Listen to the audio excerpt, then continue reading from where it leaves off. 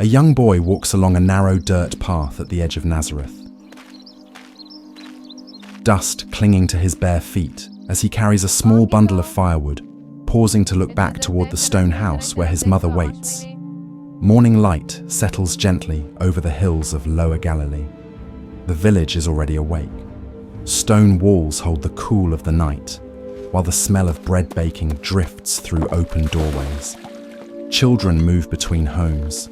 Women draw water. Men prepare tools for another day of labor.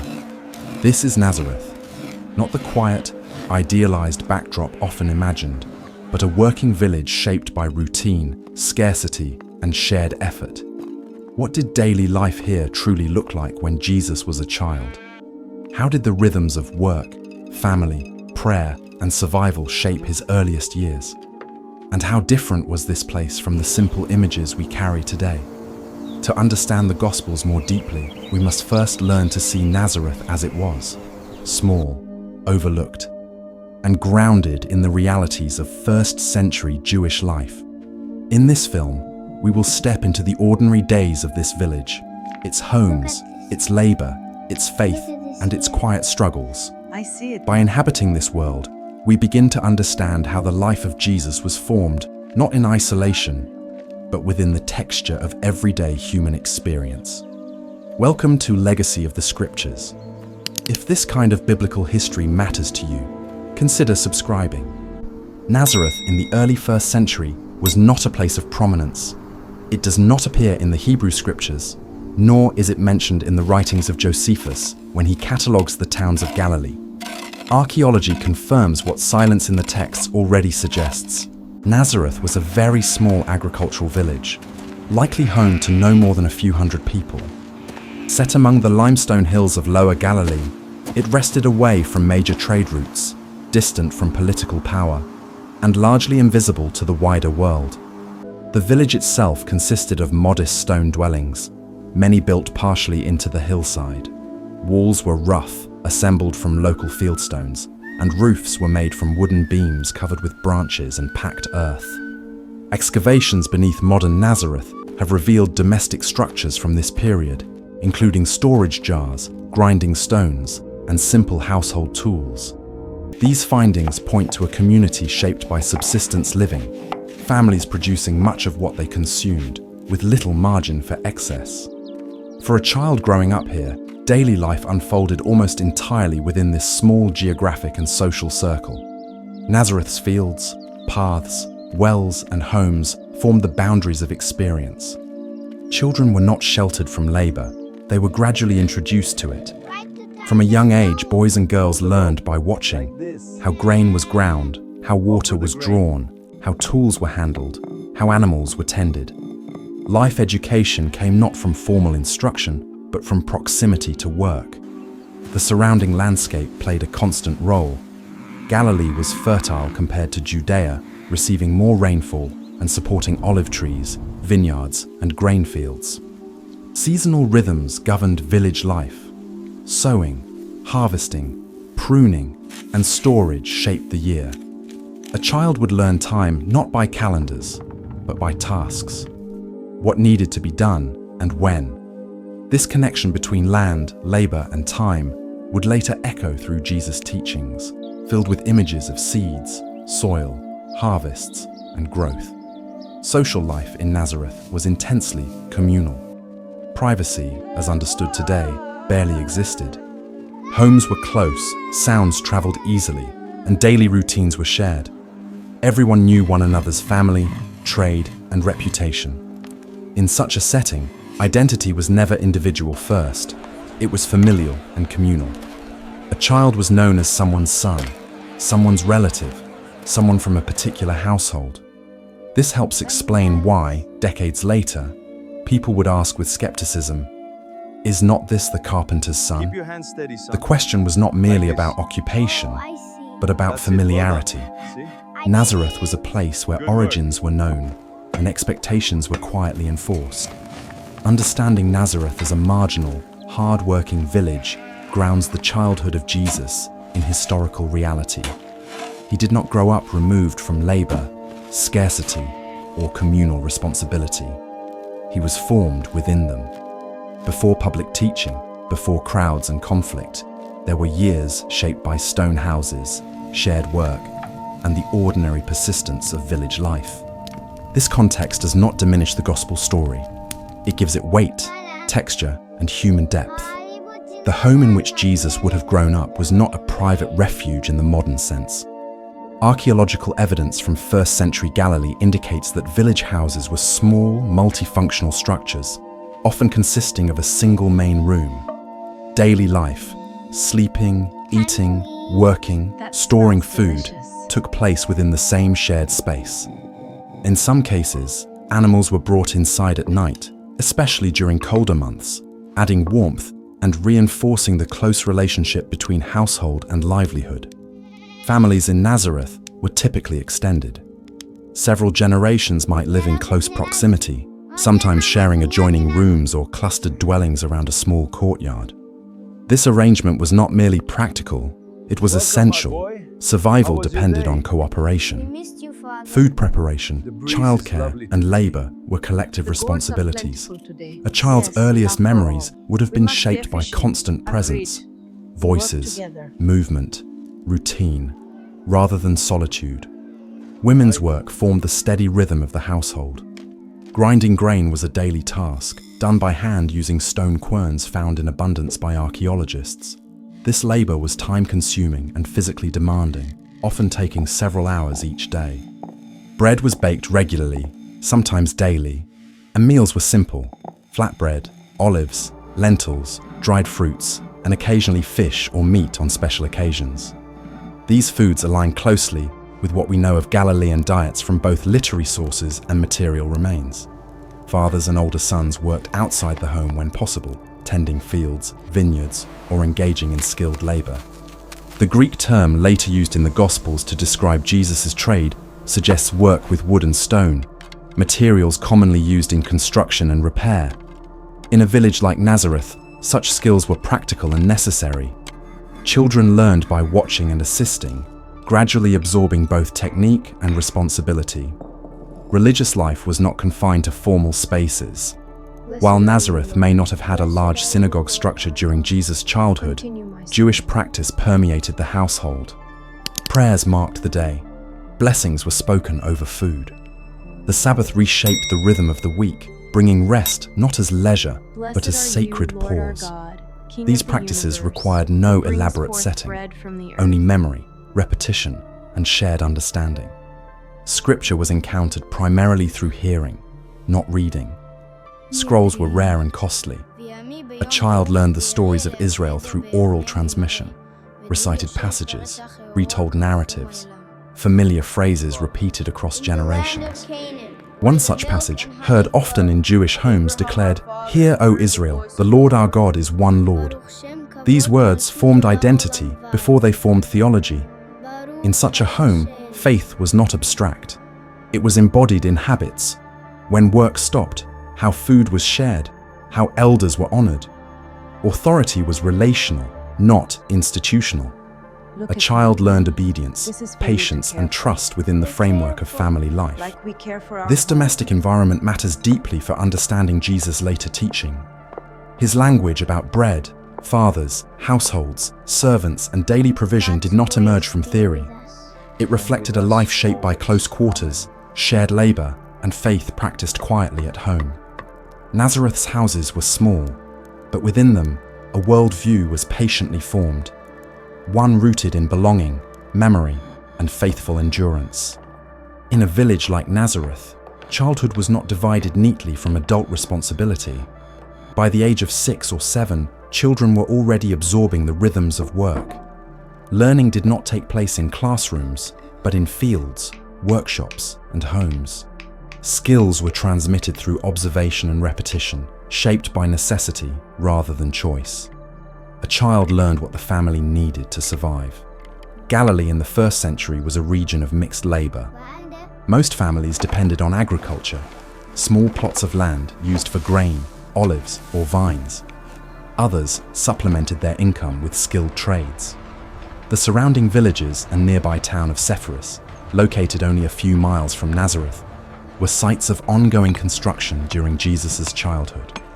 Archaeological and historical evidence indicates that Sepphoris was being rebuilt and expanded in the early 1st century, creating demand for craftsmen familiar with wood, stone, and basic construction.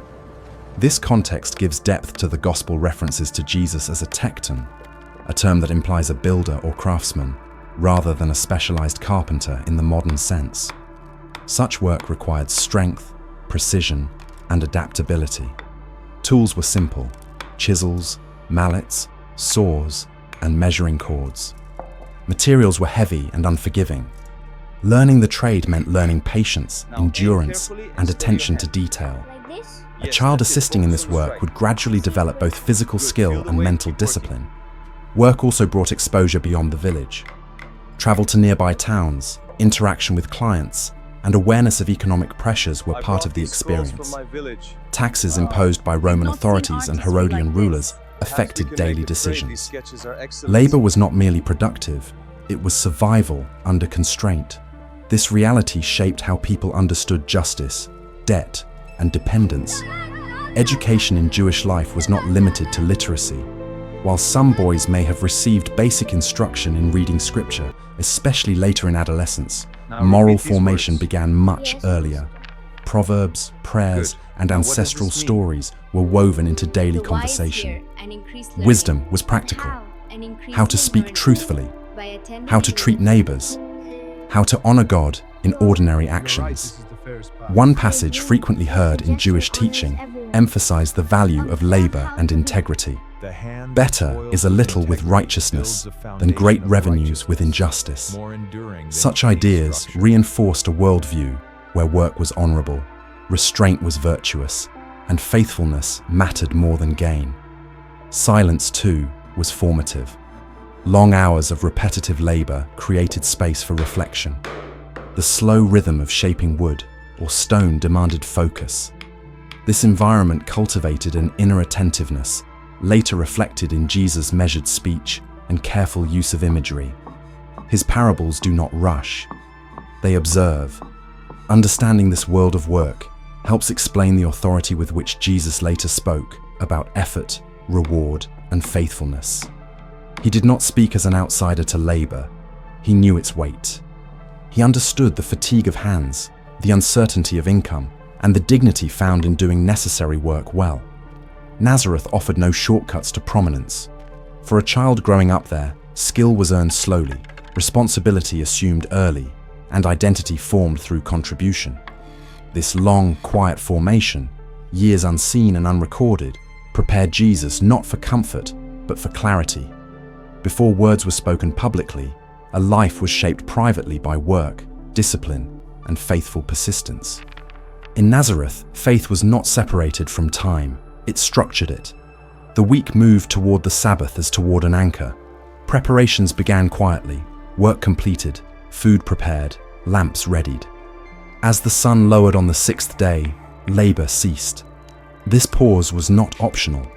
It was one of the clearest markers of Jewish identity in the Roman world. For a child, the arrival of the Sabbath was felt physically. The pace of the household changed. Tools were set aside. Fires were managed carefully. Words spoken at the table took on a different weight. Blessings were recited, not read, reinforcing memory through repetition. Archaeological evidence from Galilee confirms the widespread use of oil lamps and simple stone vessels associated with Jewish purity practices, underscoring how religious observance shaped domestic life. Public expressions of faith were modest. Nazareth was too small to host major religious institutions, but communal gathering for prayer and scripture likely took place in shared spaces. Listening mattered more than display. A child learned to sit, to hear, to remember. The stories of Israel, Exodus, exile, covenant, were not distant history. They explained who the people were and why they lived as they did. One passage, heard often in Sabbath settings, spoke of rest as gift. 6 days you shall labor, but the 7th day is a Sabbath of solemn rest. This command framed work not as endless demand, but as bounded responsibility. Time itself belonged to God. growing up within this rhythm-shaped perception. Days were not interchangeable. Some were for labor, one was for restoration. This understanding later surfaced in Jesus' approach to the Sabbath, not as burden, but as human-centered mercy. He did not reject the rhythm, he revealed its heart. Faith in Nazareth was steady, not dramatic. It was carried in routine observance, shared memory, and disciplined restraint. A child formed in this environment learned that devotion did not require spectacle. It required faithfulness, week after week, season after season. In a village the size of Nazareth, nothing about a person was anonymous. Reputation formed early and followed closely. A child was observed as much as cared for, noticed in how he spoke, how he worked, how he responded to correction. Community memory was long, and expectations were quietly reinforced through daily interaction. To belong was to be known. This environment shaped character through consistency rather than choice. There was little room for reinvention. One's identity was anchored in family lineage, trade, and conduct. A boy was not free to imagine himself apart from his household. He represented it. Honor and shame were not abstract ideas, but lived realities, affecting how families related to one another across generations. Nazareth's smallness also meant vulnerability. Poor harvests, illness, or loss of labor could threaten survival. Mutual dependence was not sentimental, it was necessary. Neighbors borrowed tools, shared labor, and watched one another's children.